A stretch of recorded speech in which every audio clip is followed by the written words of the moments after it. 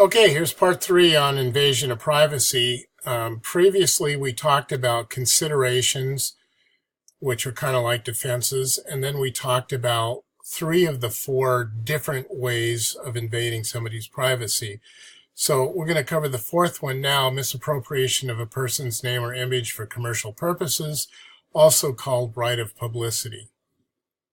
This actually, the first instance of this was in 1902 in New York, and it involved a case of a young teenage girl named Abigail Robertson of Rochester. She had posed for a photograph at a studio, and somehow the negative of her photographs ended up in the Franklin Mills hands of the Franklin Mills Flour Company, and they used it to do a promotional poster here, a lithograph, where a little play on the words flower the family. Of course, normally that's flower like Flower. And then underneath her likeness was Franklin Mills Flour Company. So it was supposed to give kind of a sense of innocence and purity. Anyway, they made 25,000 lithographs, posted them all over town, and as a result, people recognized her and made fun of her and jeered her and laughed at her, and she ended up having a case of nervous shock, and her parents sued for $15,000, which probably in 1902 would be the equivalent today of, I would guess, somewhere around $400,000. So it was a lot of money. And the case was followed very carefully by the news media. This was the era of yellow journalism, and this was perfect for the type of material they ran. And people were very sympathetic with her. That sympathy reached its peak in 1902 when the New York Court of Appeals, by a 4-3 vote, reversed the decision and held that Robertson had no right to prevent Franklin Mills from using her picture.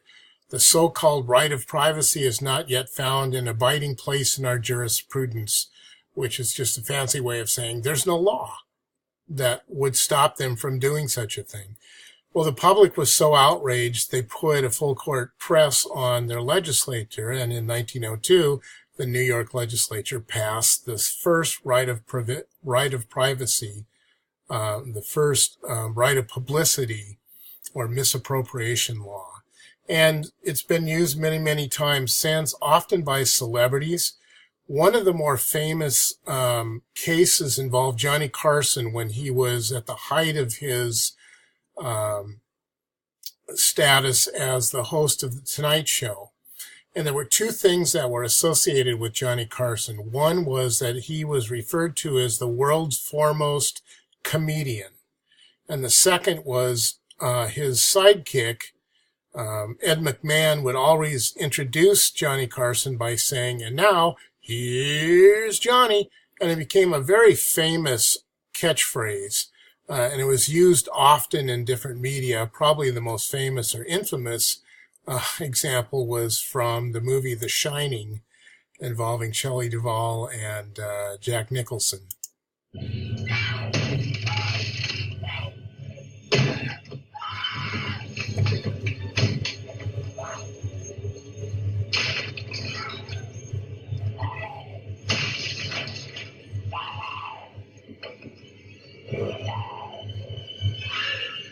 Here's Johnny.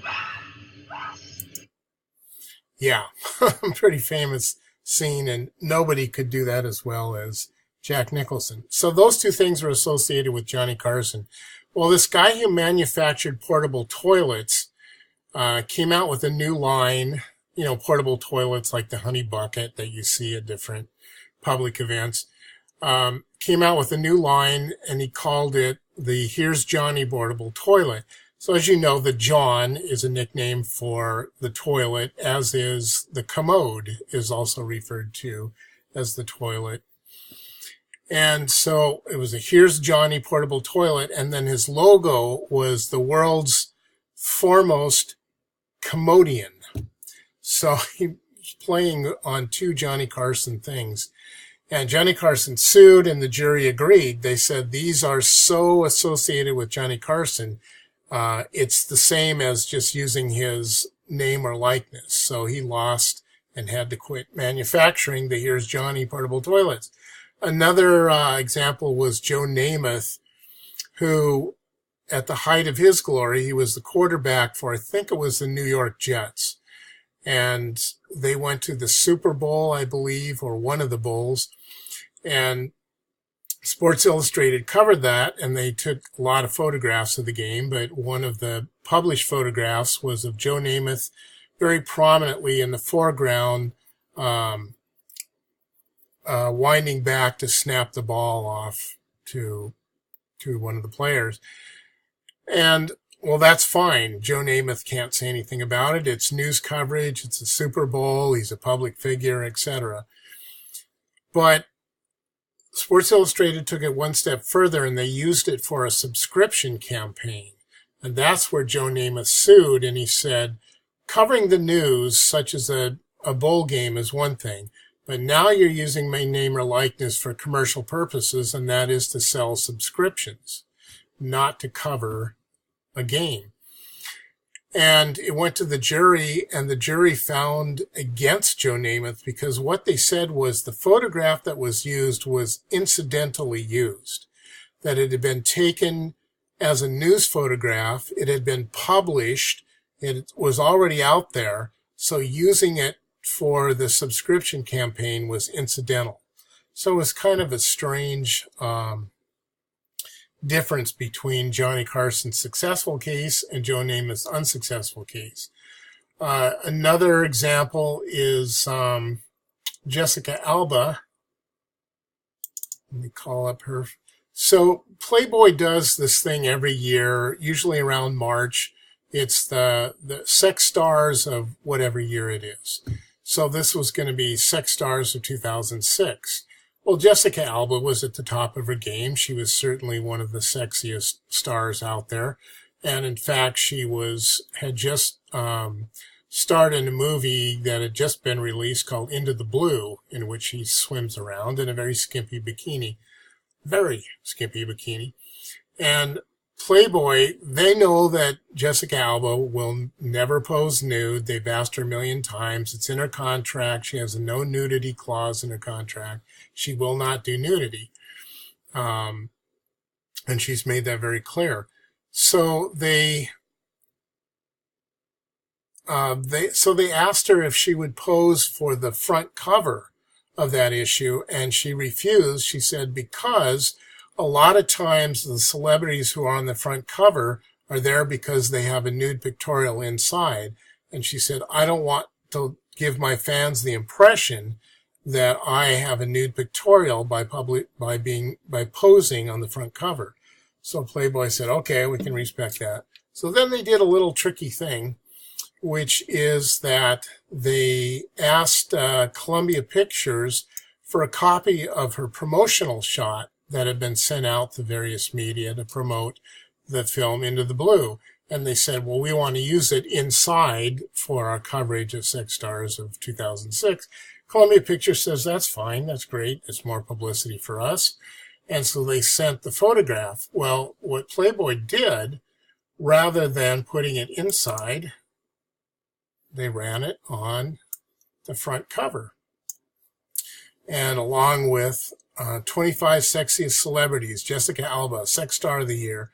And Jessica Alba threatened to sue because she said that's, I don't know, maybe she was going for false light, I'm not sure. But she said that's given my fans the impression that I pose nude inside this magazine. So the next month, they settled the case, April of 2006. You know, both parties had a reason to settle. Jessica Alba probably would never have won if she'd sued because it was a press photo that they used, and the press photo was sent out free to everybody for the purpose of promotions without any caveat saying you cannot use this on the front cover of Playboy. On the other hand, Playboy didn't, even if they would win the case, they don't want to take on Jessica Alba. You know, she's got a lot of fans, and also they might need her in the future. They might want to do an interview with her. Not a nude interview, of course. But so they settled out of court and Alba forgave Playboy for an undisclosed amount of money that went to her favorite charity. So it was kind of a win-win for everybody. Another case involves Jennifer Aniston. Whoa. Let me kick this up a little bit. Where in 1999, she was sunbathing topless in the backyard of her own home. She had a large fence all around it, so she had every expectation of privacy. A paparazzi, or also known as stalkerazzi, when they focus on one particular celebrity, he entered a neighbor's yard, put a ladder up against her 8-foot wall, and with a telephoto lens snapped photos of her sunbathing topless. And then Aniston didn't know this. She wasn't aware that anybody was taking a photograph of her until she saw the photograph in Celebrity Skin magazine. And she sent the publishers a demand letter to cease and desist from selling that issue. They also got hold of some photos. Courtney Cox, one of the Friends stars, along with Jennifer Aniston, had done a movie in which she had appeared topless. So they took a still off of that. And also Lisa Kudrow in some kind of a sexy photo, I don't know. And they ran all three of them together. First time photos, Friends stars exposed, Rachel, Monica, and Phoebe get naked. And their shocking X-rated vacation. Well, she sued and saying that was highly offensive and objectionable. Now, what did her in was the fact that that photograph of her, topless, had been published in a German magazine. And let me see, I think I've got the photograph here.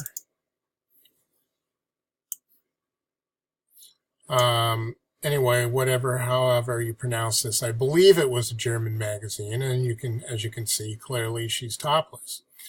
Well, she sued the publishers of Celebrity Skin and High Society magazines, published by the same group, Men's World Publishers. And she lost because the judge said the damage had already been done by the German magazine. So this wasn't setting a precedent or showing anything that wasn't already out there. And particularly 2007, if it was on the German front cover of a German magazine, you can believe it's all over the internet. So he threw out the case, but she then refiled, this time claiming misappropriation of right of publicity for commercial purposes, or using her name or image for commercial purposes without her consent. Well, this is another thing. They went back and forth about it. They argued in court. And eventually, Jennifer Aniston, shoot, I thought I had